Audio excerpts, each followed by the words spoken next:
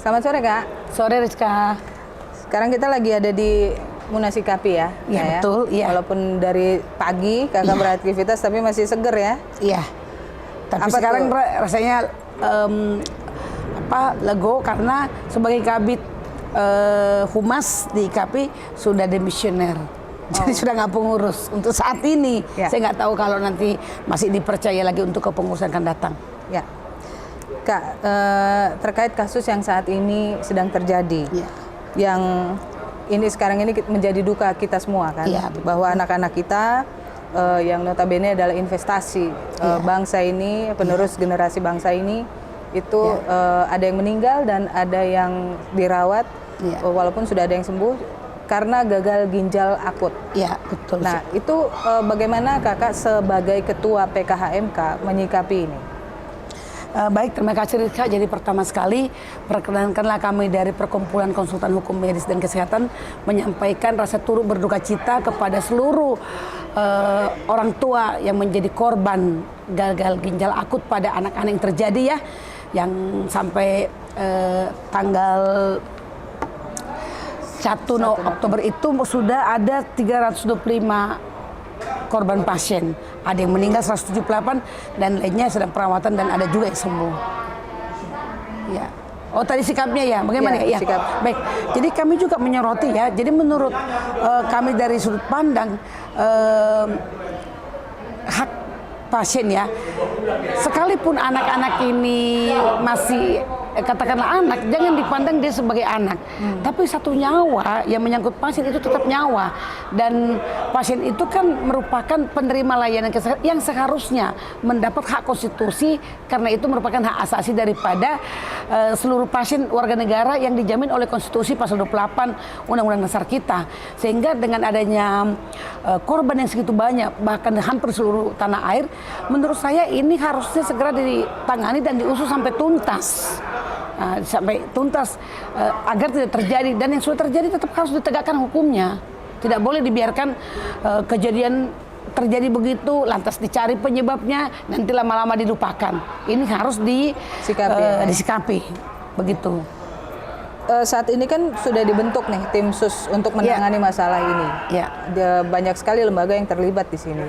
Nah, menurut Kakak berfungsi nggak sih tim sus ini atau bekerja lamban atau bagaimana kalau? Oke, jadi betul Rizka. Jadi sudah ada surat telegram dari Pak Kapolri kepada Ditipidum ya. Jadi internal Polri yang membentuk tim khusus untuk mengungkap, mencari penyebab kematian anak-anak itu, namun dikatakan berkoordinasi dengan Badan Pengawas Obat dan Makanan.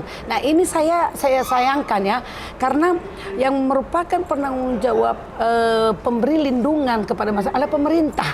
Pemerintah dalam hal ini Presiden telah membentuk BPOM, Badan Pengawas Obat dan Makanan, dan bertanggung jawab kepada Presiden. Kapolri pun bertanggung jawab kepada Presiden. Kalau menurut saya ya, ini pandangan saya pribadi, harusnya tim sus itu dibuat dalam bentuk Kepres atau misalnya peraturan lain, tapi bentuknya adalah instruksi daripada Presiden, sehingga BPOM itu menjadi satu bagian yang bertanggung jawab, tidak Kapolri berkoordinasi. Jadi harusnya anggotanya itu ya Polri, BPOM, Menkes, Kemenkes, dan juga dikaitkan dengan dilibatkan Ikatan Dokter Anak Indonesia ataupun IDAI. Menurut saya begitu, karena tanggung jawab ini tanggung jawab nasional. Kalaupun dikatakan sekarang ini belum merupakan suatu kejadian kemanusiaan nasional, tapi ini sungguh-sungguh suatu tragedi kemanusiaan menurut saya, karena sudah memakan korban sampai 178 pasien anak-anak yang meninggal. Ini sangat luar biasa besarnya menurut saya.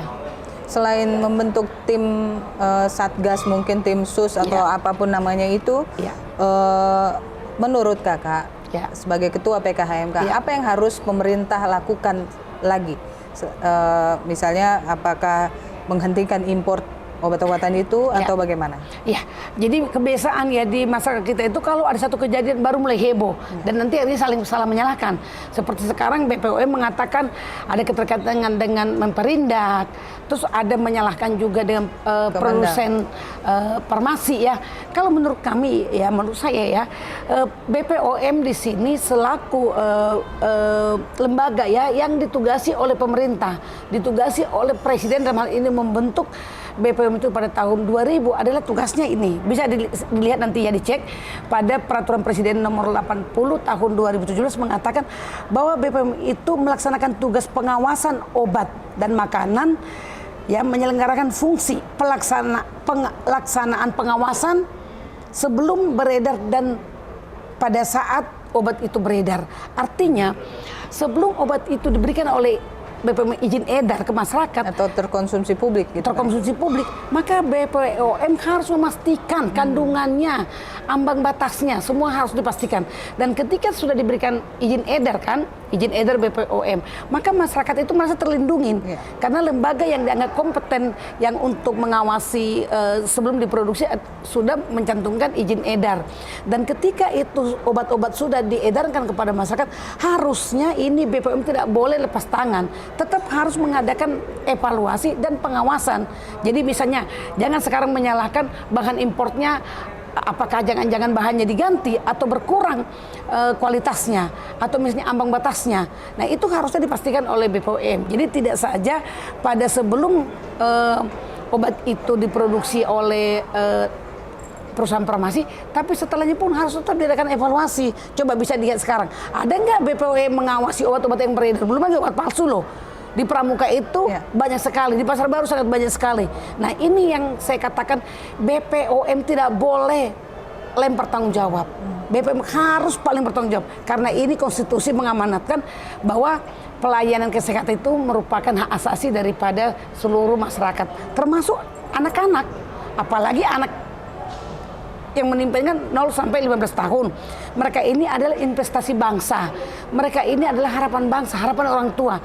Betapa banyaknya orang tua yang sangat dirugikan oleh karena peristiwa mengkonsumsi obat-obatan yang mengandung racun. Ada 3 jenis racun itu tadi, ada EG, DEG, dan ada satu lagi namanya itu EGBE. Itu secara teknis orang farmasi yang tahu ya, tapi obat itu diduga mengandung racun. Seperti itu. Sikap PKHMK sendiri apa, Kak? Kakak sebagai Ketua Umum akan menakodai untuk memberikan rekomendasi ke pemerintah untuk bertindak atau apa dari segi hukum yang berlaku? Ya. Dapat saja kita mengatakan ya, jadi memang kalau PKHMK ini kan sifatnya kan suatu perkumpulan untuk mengadvokasi, untuk juga mensosialisasikan peraturan. Nah, kalau memang nanti kami anggap perlu juga, kalau ada yang meminta ya, kalau misalnya ada katakanlah korban daripada konsumsi obat-obatan atau seperti misalnya korban dugaan malpraktek, itu merupakan tugas daripada PKHMK. Tetapi bisa juga kami bersifat proaktif, misalnya menyurati presiden atau BPOM. Tapi kalau sifatnya hanya menyurati, saya pikir tidak efektif ya, tidak efektif. Jadi action apa, Kak, nanti dari PKHMK? Yaitu kita harus PKHMK kan tidak boleh memang kita memberikan masukan kepada seperti misalnya lembaga negara, tapi kami tidak akan proaktif kalau tidak ada korban misalnya melaporkan kejadian itu kepada perkumpulan konsultan hukum medis dan kesehatan. Jadi para korban juga itu bisa ya untuk datang ke Jalan Antara nomor 45 ke Sekretariat PKHMK kalau seandainya anak Anda atau siapapun itu yang menjadi korban dari obat-obatan atau gagal ginjal akut ini, begitu Kak ya? Oh ya, betul. Dan bisa. di situ ada para dokter dan para advokat juga yang tergabung dalam PKHMK untuk memberikan solusi atau setidaknya konseling ya, Kak? Iya. Apa yang harus dilakukan? Iya, gitu? konsultasi ya. Konsultasi. Iya, karena tentu menurut kami bahwa setiap korban daripada suatu tindakan upaya pemberian tindakan medis ataupun tindakan upaya pemberian upaya kesehatan itu harus mendapat perlindungan hukum ya.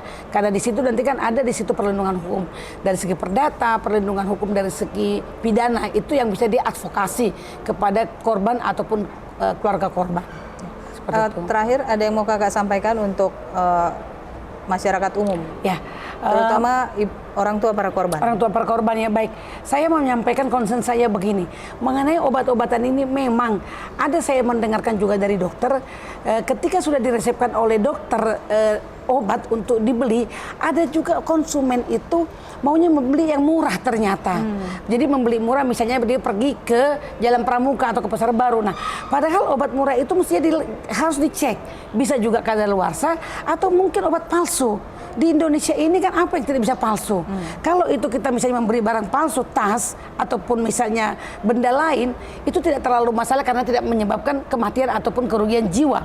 Tapi kalau udah menyangkut jiwa, udah deh, bagi para masyarakat juga perlu juga diadvokasi ya.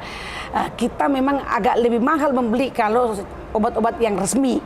Nah, itu harus kita hindari untuk membeli obat di luar yang resmi diedarkan oleh BPOM. Nah, tapi untuk BPOM sendiri pun saya menghimbau bahwa BPOM harus melaksanakan tugasnya. Kalau tidak sanggup mengawasi sebelum beredar atau setelah beredar, ya hands up. Jangan mau jadi kepala BPOM atau mungkin jadi anggota BPOM. Karena itu merupakan tugas amanat konstitusi untuk menjaga hak asasi setiap masyarakat di bidang pelayanan kesehatan. Itu saja Rizka yang mau saya sampaikan. Tadi kita bilang udah terakhir, tapi ada satu lagi Kak. Apa itu Rizka? Apakah para korban atau orang tua ini bisa menggugat dalam hal ini untuk melakukan upaya hukum gitu Kak? Oh bisa. Dalam hal ini kan setiap kalau ada orang ataupun pihak merasa dirugikan, ini kan sudah meninggal ya, kehilangan nyawa anak. Tentu ada yang pemulihan mengeluarkan biaya. Belum lagi moral yang tadinya anak diharapkan untuk menjadi meneruskan keluarga gitu ya.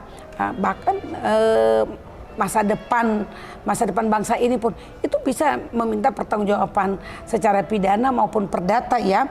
Bisa juga menggunakan undang-undang konsumen. Itu tentu kita lihat nanti setelah ada keputusan daripada tim khusus. Apakah benar konsumsi obat itu yang dikonsumsi oleh korban itu berakibat secara langsung dengan kematian. Kalau memang ada, maka menurut saya pembuktiannya akan lebih mudah di pengadilan. Tapi kalau belum itu ada, memang masyarakat akan mengalami problematika tentang pembuktian apakah obat-obat itu secara langsung yang mengakibatkan kematian pada anak-anak itu. Seperti itu Rizka. Ya, dan PKHMK siap untuk menjadi konselor ya untuk terkait dengan masalah ini. Iya. Jadi sekali lagi saya tegaskan kepada masyarakat, perkumpulan konsultan hukum medis dan kesehatan itu dia berada di semua stakeholder pelayanan kesehatan. Dia juga akan memberikan perlindungan hukum kepada rumah sakit, memberikan perlindungan hukum kepada dokter tenaga medis, juga memberikan kepada tenaga kesehatan, bahkan pasien. Nah, bahkan misalnya Rizka nih, bahkan pabrik-pabrik farmasi yang sudah dicabut izinnya, ya sudah tutup beroperasi. Kalau itu misalnya dilakukan tanpa pembuktian yang kuat, tapi sudah dilarang, itu kan merugikan. Intinya semua warga negara, termasuk juga pabrik farmasi itu, kalau belum kuat buktinya, tentu mereka mengalami kerugian. Siapa saja bisa, tapi tentu harus dengan alat bukti yang sudah sahih ya, alat bukti yang sudah diuji, itu maksudnya. Oke. Ya. Baik, terima kasih Kak. Terima kasih. Waktunya. Selamat sore. Semoga memberikan solusi ya buat para masyarakat, terutama para orang tua korban anak-anak yang menderita gagal ginjal akut. Terima kasih, Hukum ID.